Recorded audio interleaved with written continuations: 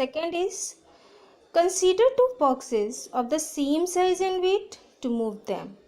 Concerting force is applied on the both boxes. The box which moves larger distance to see that to have done more work. Means यहाँ पर दो boxes दी हुई हैं, same size का दिया हुआ है और सेम जो इसका सेम मतलब सेम बॉक्स है, ठीक है। तो यहाँ पर आपको दो बॉक्स दिया है, यहाँ पर क्या कंसीडर कराना चाह रहा है कि यहाँ पर आपने देखा कि दो बॉक्स है, दोनों सेम साइज़ का है, दोनों का वेट भी सेम है। जब हम इस पर फोर्स लगा रहे थे, ठीक है, जब हम इस पर फोर्स लगाते हैं इन दोनों के ऊपर, तो जो बॉक्स ज़्यादा डिस्प्लेसमेंट दिखा रहा है मीन्स उस पर ज़्यादा फोर्स लगाया गया है। डिस्प्लेसमेंट क्या शो करता है कि हमने किसी ऑब्जेक्ट के ऊपर कितना फोर्स लगाया है।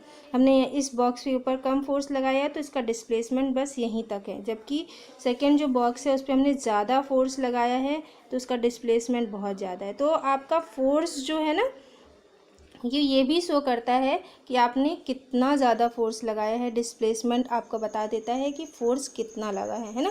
जब हम सेम साइज सेम वो सब कुछ देख रहे हैं तो यहाँ पर डिस्प्लेसमेंट ज़्यादा है, मीन्स जिस बॉक्स में डिस्प्लेसमेंट ज़्यादा दिखाई दे रहा है मीन्स उस पर ज़्यादा फोर्स लगाया गया है ना, क्योंकि सेम साइज़ है, सेम वेट है, इसका डिस्प्लेसमेंट बस यहीं तक है, मीन्स हमने बहुत कम फोर्स लगाया है इसके ऊपर। और इसका डिस्प्लेसमेंट देखिए कितना लंबा है, कितनी दूर तक ये गया है, मीन्स हमने इसके ऊपर फोर्स किया है वो बहुत ज़्यादा लगाया है, ठीक है।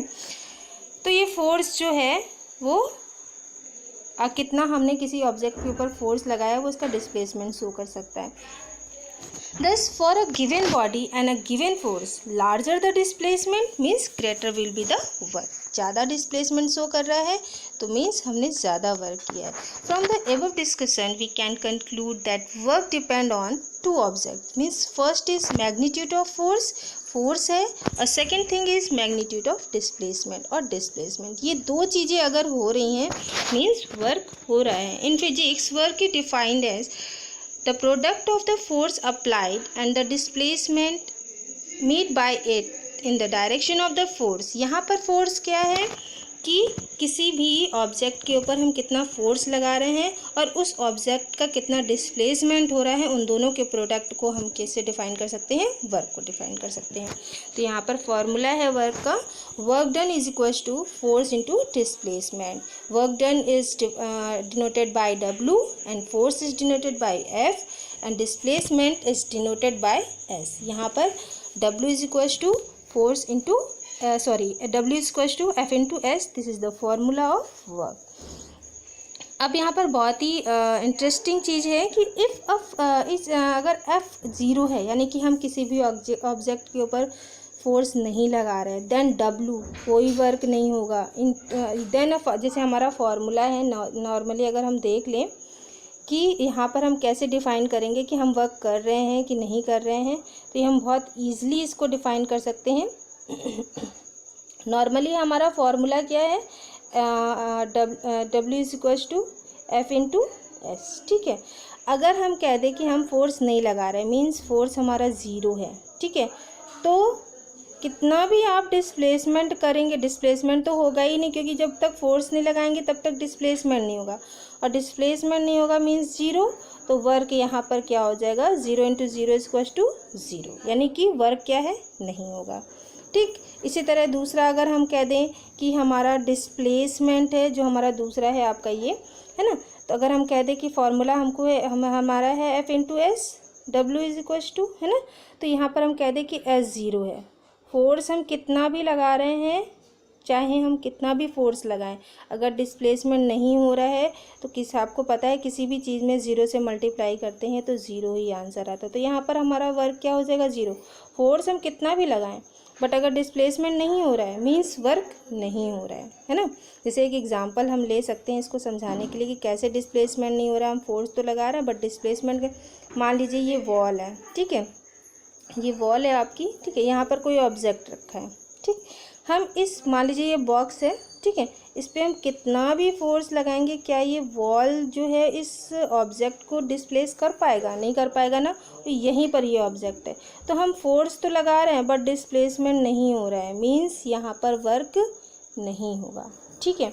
इसी तरह जब वर्क ही नहीं हो रहा है मीन्स फोर्स नहीं लग रहा है, डिस्प्लेसमेंट नहीं हो रहा है, तो ये चीज़ें क्या बता रही हैं कि वर्क तभी होगा जब फोर्स भी लग रहा हो और डिस्प्लेसमेंट भी हो रहा हो, तब उसको हम कहेंगे कि वर्क है और इन फिजिक्स। ठीक है, unit of work in SI, unit of work is joule. यहाँ पर वर्क को हम किस में मेज़र करते हैं, जूल में। जैसे हम कहते हैं हमने कितना वर्क किया, तो हम अगर उसको नॉर्मली मैथमेटिकल लैंग्वेज में बोले तो 9 जूल, 8 जूल, 10 जूल।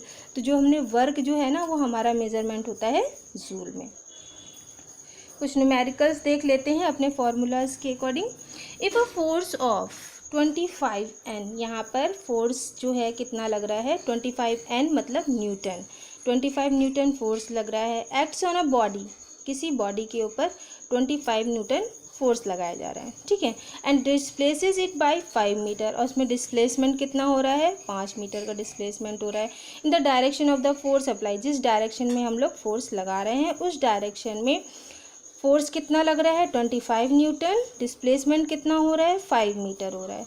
तो पूछ रहा है कि calculate the amount of work done, हमने कितना वर्क किया। तो इसको हमको पता है फॉर्मूला क्या है, हमको चीज़ें दी हुई हैं। जैसे नॉर्मली हम इसको कैसे वर्क डन निकालेंगे, तो हम देखते हैं यहाँ पर फोर्स हमारा कितना दिया गया था, कितना फोर्स लगाया जा रहा है, 25 न्यूटन फोर्स लगाया जा रहा है। ठीक है, और डिस्प्लेसमेंट बेटा कितना हो रहा है, यहाँ पर 5 मीटर का डिस्प्लेसमेंट हो रहा है। वर्क हमसे पूछ रहा है, तो हम इसको डिफाइन कर सकते हैं इजली, क्योंकि हमको पता है फॉर्मूला W=F×S। ठीक, F हमको दिया है 25 और डिस्प्लेसमेंट दिया है आपका 5। हम मल्टीप्लाई किए, क्योंकि प्रोडक्ट फोर्स और डिस्प्लेसमेंट का प्रोडक्ट जो होता है वो वर्क डन कहलाता है। तो हम इसको मल्टीप्लाई करेंगे तो हमारा आंसर क्या आ जाएगा, 125 जूल। जूल क्यों लिखा, क्योंकि वर्क को हम जूल में मेज़र करते हैं। Clear. Now second is okay